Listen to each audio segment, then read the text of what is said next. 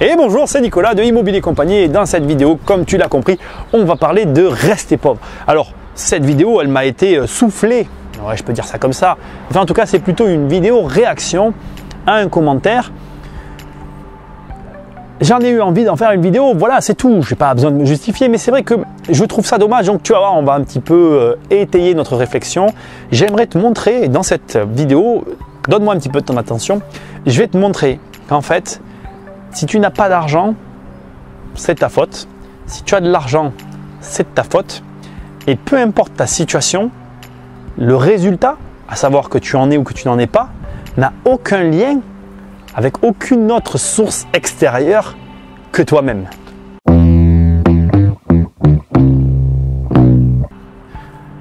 Alors, je ne vais pas ici mettre de lien vers la vidéo, le commentaire, on s'en fiche, c'est pas le propos. Je vais quand même te lire le commentaire, non pas pour incriminer cette personne, juste pour qu'on aille au fond du raisonnement et qu'on puisse entamer cette vidéo. Donc le commentaire, il est très simple, regarde. Faut être fils de riche au départ ou gagner au loto pour investir. Apparemment, tu es l'un des deux. On n'achète pas des appartes en un jour à 200 000 € l'appart. Alors, je remets mon téléphone dans ma poche. Je trouve déjà le commentaire fort intéressant. Avoir gagné au loto ou avoir des parents riches. Donc voilà les deux seuls moyens de gagner de l'argent en France. Donc je veux dire, si tu travailles et qu'on te donne un salaire, tu ne gagnes pas d'argent. Là c'est de l'ironie, je suis désolé, j'avais envie un petit peu d'en faire. Plus sérieusement. En fait, le fond du problème, il est exactement là. Je crois que si tu me regardes et que tu es de ceux qui ne croient pas à tout ça, je peux le comprendre. Je peux comprendre qu'on se dise qu'il est difficile de devenir riche en France. Mais pas spécifiquement en France en fait, partout. Et que pour y arriver, il faut être fils de riche ou fils de loto. Je peux même arriver à comprendre ça. Pourquoi? Parce qu'effectivement, si on prend le problème de base très simple, tu gagnes 1 000 € par mois, tu dois payer tous tes frais. Selon où tu te trouves, je suis d'accord, l'équation de départ, elle a des problèmes de fonctionnement. Sauf qu'il y a des petits bémols. Premièrement, rien ne t'oblige à rester là où tu es. Alors, je sais ce que certains vont opposer, oui, mais si j'aime ma région, oui, mais, etc. On peut toujours trouver plein de raisons pour ne pas faire quelque chose. Sauf qu'il ne suffit que d'une seule raison pour faire une chose et que ça marche. 100% de ceux qui ont joué n'ont pas gagné. C'est pas vraiment vrai, mais tu vois ce que je veux dire. La plupart des gens qui jouent au loto ne gagnent pas, c'est un fait. Or, la plupart des gens qui jouent au loto espèrent gagner. Et ils se basent sur le fait qu'ils ne peuvent pas devenir riches par eux-mêmes pour essayer de le devenir au travers d'une chose alors qu'ils savent pertinemment qu'ils n'ont aucune chance de gagner. C'est une réalité. Alors là, tu vas te dire, je suis perdu dans ton raisonnement, tu vas voir, on y vient. Je reviens maintenant à tout ça. Tu sais que tu peux avoir un salaire. Et tu sais que ce salaire, par exemple, là où tu te trouves, il ne te convient pas. Tu as une prise sur tout dans cette équation. Je reprends depuis le début. Ton salaire, c'est toi qui as la prise dessus. C'est-à-dire que s'il ne te convient pas, tu peux essayer de changer de travail. Si le lieu dans lequel tu travailles est trop et se trouve dans une région où l'immobilier est trop cher, tu peux changer d'endroit pour avoir un immobilier moins cher. Et si tu me dis que la région ne te plaît pas, si par exemple, on va prendre un exemple, tu gagnes 1 000 € par mois et tu veux vivre à Paris, ben tu peux très bien essayer de trouver des logements moins chers en banlieue. Il y a énormément de gens aujourd'hui qui vivent en banlieue parce que, effectivement, on connaît la réalité tous, l'intramuros parisien est très élevé et du coup les gens vont à l'extérieur pour pouvoir à la fois cumuler un rythme de vie qui leur convient, devenir propriétaire et rester en banlieue parisienne. Sinon Paris ne se serait pas développé comme ça s'est développé. Ce schéma-là se retrouve partout. Troisième élément, et non des moindres, tu peux tout changer. Rien ne t'empêche de prendre l'ensemble de cette équation et de la remodeler entièrement. Tu remarqueras, et je t'invite, je ne m'adresse pas à la personne qui m'écrit, je m'adresse à toutes les personnes qui ne croient pas à ça. Je t'invite à regarder toutes les personnes qui ont réussi. C'est marrant parce que une personne qui a un profil de quelqu'un qui a réussi, qui n'est pas le fils de quelqu'un qui n'a pas gagné au loto, ils ont souvent quelques points de similitude, des espèces de tangentes qui se croisent à des endroits intéressants. Je m'explique. Tout à l'heure, je t'ai dit, un petit peu ironiquement, je l'avoue, 100% de ceux qui ont joué n'ont pas gagné. Ces gens-là ne remettent pas la faute sur l'extérieur. Ils ne comptent pas sur des éléments extérieurs pour y arriver. De quoi on est sûr? Qu'est-ce qui est certain dans notre existence? On est certain de tout ce qu'on peut faire nous. Moi, je suis certain de ce que je peux réaliser. Je suis certain de ce que je peux acheter. Je suis certain de ce que je peux modeler. Je suis certain de ce que je peux conduire. Je suis certain de toutes les choses qui m'impactent dans la vie. Une des raisons pour lesquelles j'ai arrêté de regarder les informations télévisées, c'était ça. C'est qu'on me donnait des informations sur lesquelles j'ai aucune prise.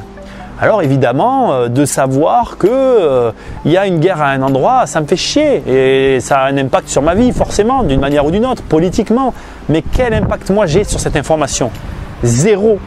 Et après, si tu commences à comprendre ce mécanisme de l'impact de ce sur quoi tu as un impact réel, tu comprends le mécanisme de l'enrichissement. C'est-à-dire que c'est pareil, quand tu prends de l'argent pour mettre l'argent au loto, moi je connais des gens, ils jouent toutes les semaines au loto.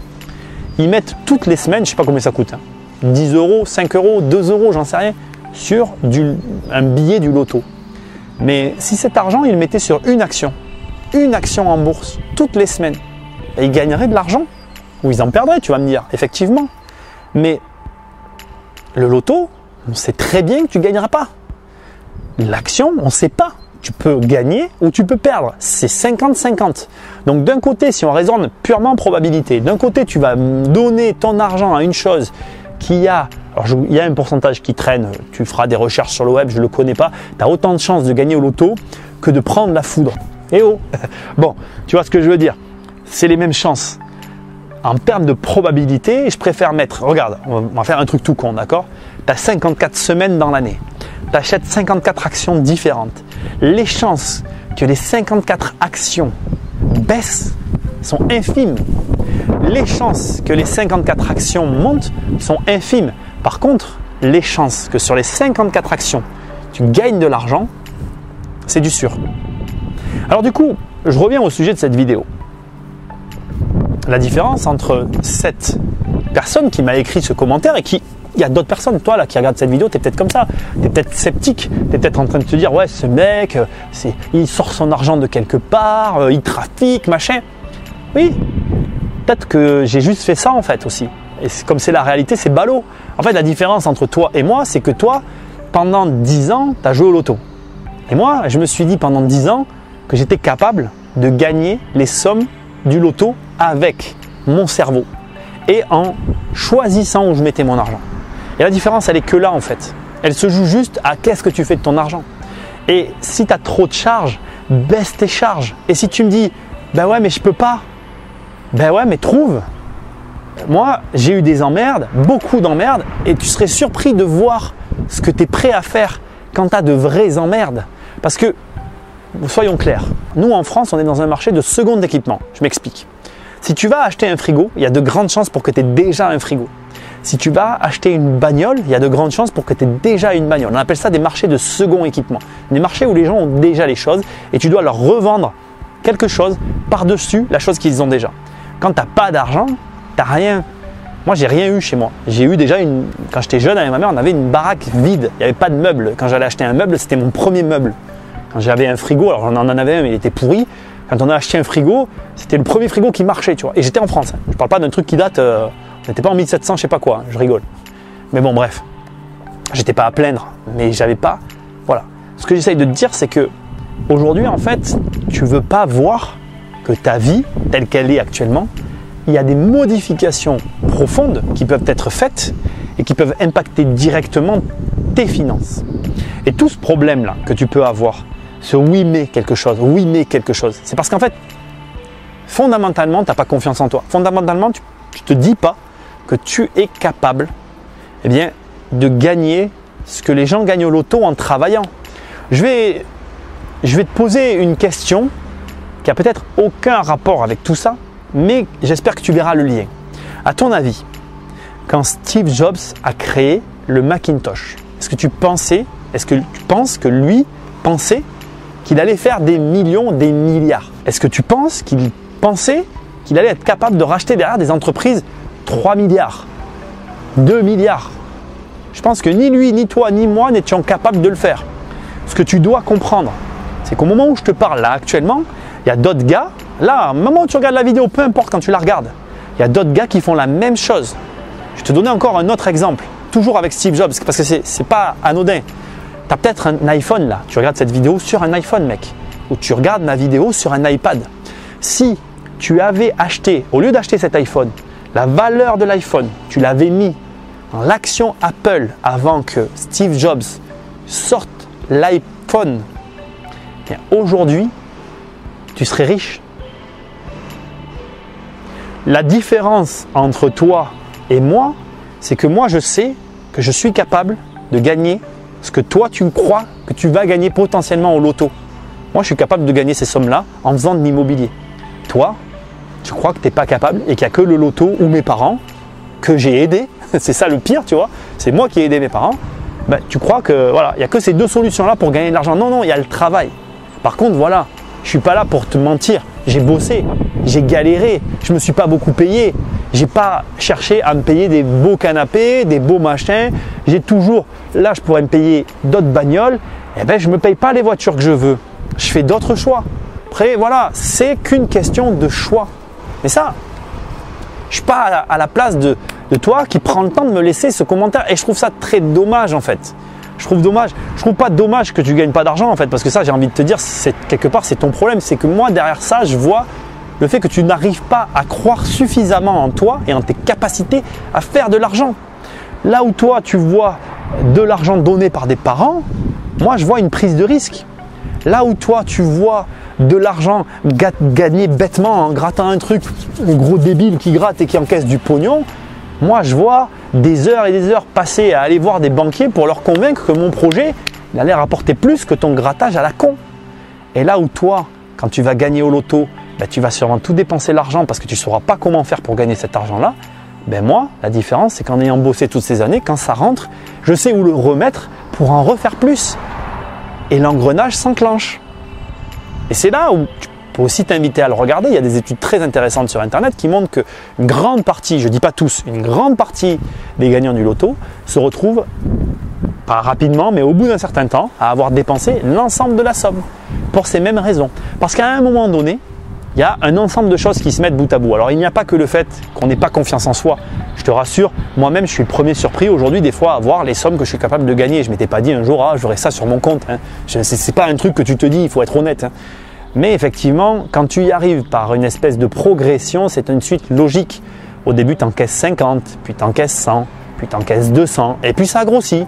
Et puis tu dis, ah ouais, mais en fait, attention, ça, avant je le faisais en un an et maintenant je le fais en un mois. Tu vois? Et là tu te dis, what the fuck? Mais sauf que la différence, tout ce processus qui m'a amené jusque-là, je l'ai intégré en fait. Et aujourd'hui, ben, ça devient quelque chose de compréhensible. Et toi, de l'extérieur, tu n'as pas fait ce processus et tu me le reproches. Je trouve ça très dommage en fait parce que au-delà du reproche, tu devrais essayer de voir qu'en fait, il y a des possibilités. Aujourd'hui, tu as plein de choses, ne serait-ce que ça. Regarde, Internet aujourd'hui, c'est une énorme possibilité. Je l'ai déjà dit dans d'autres vidéos, je le redis encore aujourd'hui. Qu'est-ce qui t'empêche d'être derrière la caméra? Si tu n'y crois absolument pas, ben, fais quelque chose quand même pour essayer de voir que j'ai tort. Essaye de, je sais pas, lance-toi dans quelque chose. Si tu n'y crois absolument pas, je vais te donner juste une idée comme ça, mais essaye de venir voir des gens qui créent des événements ou qui font des événements pour déjà te confronter réellement à ça, plutôt que de simplement regarder avec suspicion des vidéos qui sont là au final pour te motiver. Le but de tout ça, c'est quoi? C'est pas de te dire « Ah, regarde, j'ai ça ». On s'en fout en fait de ce que j'ai. Sinon, sinon, je te montrerai des trucs que je me paye et je serai là en mode je me vante et je te montre ce que j'ai. Je m'en fous. Moi, ce que j'essaye de te montrer, c'est qu'en fait, c'est réellement possible. Aujourd'hui, tout le monde le sait. Je vais te donner juste un exemple. Et je finirai avec ça. Et il va être immobilier. Tu prends des gens qui ont acheté de l'immobilier en francs. En francs. Donc j'insiste. On va prendre le cas de vraiment, tu les payes en francs, on bascule en euros. T'attends pas longtemps. Eh bien, ils ont gagné de l'argent ces gens-là. Tous les gens qui ont acheté les biens en francs ont gagné de l'argent. Qu'est-ce qu'ils ont fait? Je te pose la question. Réfléchis juste à ça. Qu'est-ce qu'ont fait les personnes, à part les avoir achetés en francs, attendre et les revendre en euros? Il n'y a pas eu d'argent gagné au loto, il n'y a pas eu de parents, il n'y a rien eu à part un changement économique qui peut réarriver, qui peut ne pas réarriver. Ils n'ont rien fait, ils ont attendu. Qu'est-ce qui t'empêche aujourd'hui, si tu travailles bien sûr, d'aller acheter un bien et d'attendre? Au pire, tu auras acheté un bien et puis tu auras écouté un connard sur une vidéo qui t'aura donné un bon conseil, et quand tu le vendras, tu le remercieras. Au mieux, tu resteras frustré derrière ton écran, à imaginer que c'est pas vrai, et pendant ce temps, il y a des mecs comme moi qui continueront à le faire, et qui t'attendront pas.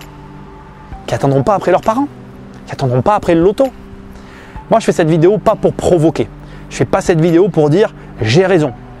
Je comprends qu'on puisse penser que je mente, que en fait, en réalité, il y a un héritage caché. Je peux l'entendre, mais c'est pas vrai. Je suis désolé, c'est pas vrai, et j'ai pas gagné au loto. Sinon, tu aurais vu ma face quelque part avec hop, hop, hop, hop, et j'aurais gagné au loto. Et je le reconnais, si j'avais gagné au loto, et là, je m'en cache pas, j'aurais sûrement claqué toute la thune. Si je gagnais au loto aujourd'hui, je claquerais tout, parce que fondamentalement, tu vois ce que je veux dire, quoi. Ça serait vraiment de l'argent pour profiter dans ma tête. Ça serait pas de l'argent pour placer, puisque ça, je l'ai déjà fait. Voilà. Donc après, on y croit, on n'y croit pas. J'ai fait un peu cette vidéo pour les sceptiques.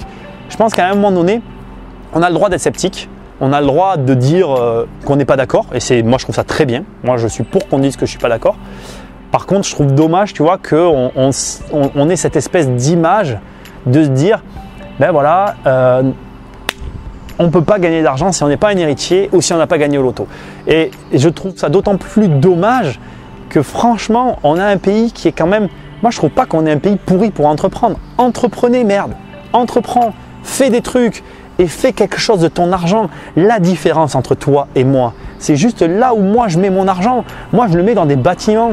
Là, il n'y a pas longtemps, je pouvais me payer une belle bagnole, mais vraiment une belle bagnole. Et ça a été plus fort que moi. J'ai préféré prendre un bâtiment et j'aime ça. Je kiffe m'acheter des immeubles. Et je kiffe tellement ça que j'ai un défaut. C'est que parfois, je kiffe juste les acheter.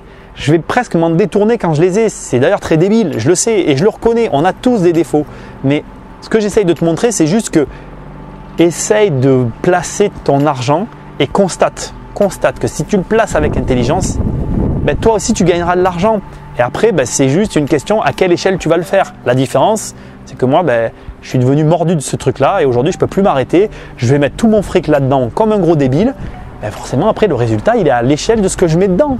Si demain, tout l'argent que tu le gagnes, tu le mets dans un truc, il va se produire quelque chose d'énorme. Et je te souhaite vraiment, mais vraiment, je souhaite à tous ceux qui sont sceptiques, faites l'expérience. Essayez. Jugez une fois que vous avez testé. Ne faites pas l'inverse. C'est vraiment trop dommage. Et franchement, j'ai aucun intérêt à vous dire ça. Et c'est vraiment trop dommage pour vous, pas pour moi. Pour vous. Testez et après jugez. Ciao. Non, tu t'en vas déjà? Investir, c'est plus fort que toi.